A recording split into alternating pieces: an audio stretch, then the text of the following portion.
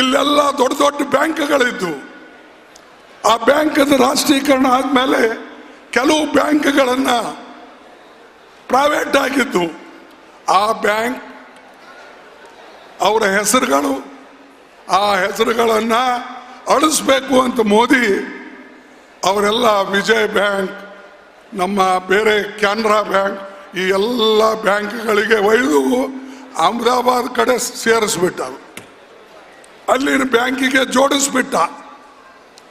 ಆ ದೇನಾ ಬ್ಯಾಂಕ್ ಅಂತೆ, ಲೇನಾ ಬ್ಯಾಂಕ್ ಅಂತೆ, ಆ ಬ್ಯಾಂಕ್ ಅಂತೆ. ದೇನಾ ಅಂದ್ರೆ ಗೊತ್ತಲ್ಲ, ಕೊಡೋದು. ಲೇನಾ ಅಂತಂದ್ರೆ ತಗೊಳ್ಳೋದು. ಇದ್ರಾಗೆ ವೈದಿಲಿಂದ ಎಲ್ಲ ಸೇರಿಸ್ಬಿಟ್ಟ.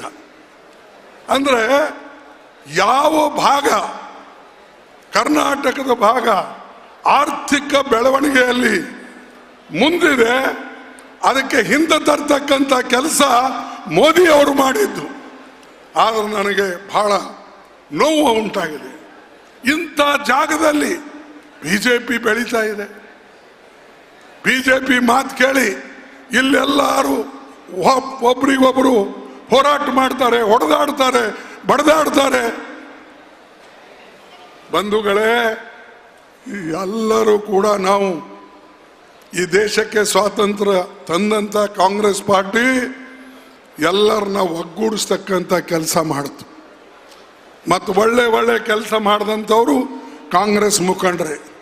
ಈಗ ಹೇಳಿದ್ರು ವೀರಪ್ಪ ಮೊಯ್ಲಿ ಅವ್ರ ಕಾಲದಲ್ಲಿ ಏನಾಯಿತು, ನಮ್ಮ ಇವರು ಜನಾರ್ದನ್ ಪೂಜಾರಿ ಕಾಲದಲ್ಲಿ ಏನಾಯ್ತು, ಇವೆಲ್ಲನೂ ಕೂಡ ಬಡವರಿಗೆ ಅಧಿಕಾರ ಕೊಟ್ಟಿದ್ದು ಕೂಡ ಕಾಂಗ್ರೆಸ್ ಪಾರ್ಟಿ. ಇದು ನೀವು ಮರಿಬೇಡಿ. ವೀರಪ್ಪ ಮೊಯ್ಲಿ ಯಾರಿದ್ರು? ಒಬ್ಬರು ಬಡವರು ವಕೀಲರು. ಜನಾರ್ದನ್ ಪೂಜಾರಿ ಯಾರಿದ್ರು? ಅವರು ವಕೀಲರು. ಇಂಥ ಜನರಿಗೆ ಉನ್ನತವಾದಂಥ ಸ್ಥಾನದಲ್ಲಿ ಕೂಡಿಸಿ, ನಿಮಗೆ ಸಹಾಯ ಮಾಡತಕ್ಕಂಥ ಜಾಗದಲ್ಲಿ ಕೂಡಿಸಿ ಇವತ್ತು ಕಾಂಗ್ರೆಸ್ ಪಾರ್ಟಿ ಆ ಕೆಲಸವನ್ನ ಮಾಡಿಸಿದೆ ಅವ್ರ ಕೈಯಿಂದ. ಇದು ನಾವು ನೆನಪಿನಲ್ಲಿ ಇಟ್ಕೊಳ್ಬೇಕು. ನಾವು ಮರ್ತು ಹೋಗ್ತೇವೆ ಬಹಳ ಬೇಗನೆ ಇವತ್ತು. ಅದಕ್ಕೆ ಬಂಧುಗಳೇ, ನಾನು ನಿಮಗೆ ನಮ್ಮ 5 ಗ್ಯಾರಂಟಿಗಳು ಅದಕ್ಕೆಲ್ಲ ದುಡ್ಡಿಟ್ಟಿದ್ದಾರೆ. ನಾನು ಎಷ್ಟಿಟ್ಟಾರ ಏನಿಲ್ಲ ಹೇಳಕ್ಕೆ ಹೋಗೋದಿಲ್ಲ. ಅದು ಸುರ್ಜಿವಾಲಾ ಅವರು ತಮ್ಮ ಮಾತಿನಲ್ಲಿ ಭಾಳ ಅರ್ಥಗರ್ಭಿತವಾಗಿ ಅವರು ಹೇಳಿದ್ದಾರೆ. ಎಷ್ಟು ದುಡ್ಡು ಕೊಟ್ಟಿದ್ದಾರೆ ಅಂತಕ್ಕಂಥದ್ದು ಹೇಳಿದ್ದಾರೆ. ಆದರೆ ಇದು ಆದರೂ ನೆನಪಿಡಿ, ಈ ಗ್ಯಾರಂಟಿಗಳ ನಾವು ಹಿಂದೆ ಮಾಡಿದ ಗ್ಯಾರಂಟಿ ಮಾಡ್ತೀರಿ, ಅಡ್ಡಿ ಇಲ್ಲ, ಅದು ನಿಮ್ಮ ಧರ್ಮ ಕರ್ಮ. ಈಗ ಗೃಹ ಜ್ಯೋತಿ ಇದು ಒಂದು ಹೊಸ ಗ್ಯಾರಂಟಿ ಅಲ್ಲ, 2153 ಕೋಟಿ ರೂಪಾಯಿ.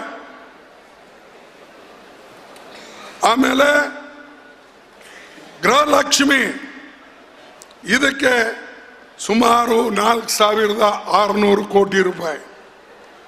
ಅನ್ನಭಾಗ್ಯ ಸುಮಾರು 4890 ಕೋಟಿ.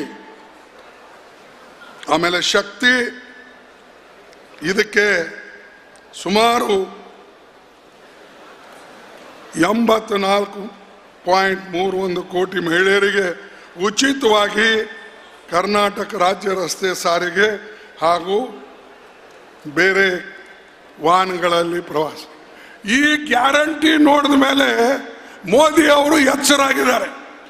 ಅರೆ, ಕರ್ನಾಟಕದಲ್ಲಿ ಈ ಸಿದ್ದರಾಮಯ್ಯನವರು, ಶಿವಕುಮಾರ್ ಅವರು, ಇಲ್ಲಿ ಕುಂತಂತ ಮಂತ್ರಿಗಳು, MLAಗಳು ಸೇರಿ 5 ಗ್ಯಾರಂಟಿ ಕೊಟ್ಟು ಅವರಲ್ಲಿ ಜನರ ಮನಸ್ಸನ್ನ ಗೆದ್ದಿದ್ದಾರೆ. ನಾನ್ಯಾಕೆ ಕೊಡಬಾರ್ದು ಗ್ಯಾರಂಟಿ ಅಂತ ಹೇಳಿ ಈಗ ಮೋದಿ ಶುರು ಮಾಡಿದ್ದಾನೆ. ದಿನ ಪೇಪರ್ನಾಗ ನೋಡಿ ಈ ಗ್ಯಾರಂಟಿ, ಅವನ ಗ್ಯಾರಂಟಿ ಒಂದು ಇಲ್ಲ. 2 ಕೋಟಿ ಗ್ಯಾರಂಟಿ ನೌಕರಿ ಎಲ್ಲೋ ಆಯ್ತು, 15 ಲಕ್ಷ ರೂಪಾಯಿ ಎಲ್ಲೋ ಆಯ್ತು. ರೈತರ ಆಮದಾನಿ ನಾನು ಹೆಚ್ಚಿಸ್ತೇನೆ, ಡಬಲ್ ಮಾಡ್ತೀನಿ ಅಂತ ಹೇಳ್ದ. MSP ನಾನು ಹೆಚ್ಚಿಸ್ತೇನೆ ಅಂತ ಹೇಳ್ದ. ಈ ಗ್ಯಾರಂಟಿಗಳು ಫೇಲ್ ಆದಮೇಲೆ ಈಗ ದಿನಾ ಪೇಪರ್ನಾಗ ಮೋದಿ ಗ್ಯಾರಂಟಿ, ಮೋದಿ ಗ್ಯಾರಂಟಿ. ನಾವು ಸಿದ್ದರಾಮಯ್ಯನ ಗ್ಯಾರಂಟಿ ಅಂತ ಹೇಳಲಿಲ್ಲ, ಕಾಂಗ್ರೆಸ್ ಗ್ಯಾರಂಟಿ ಅಂತ ಹೇಳಿದ್ದೇವೆ.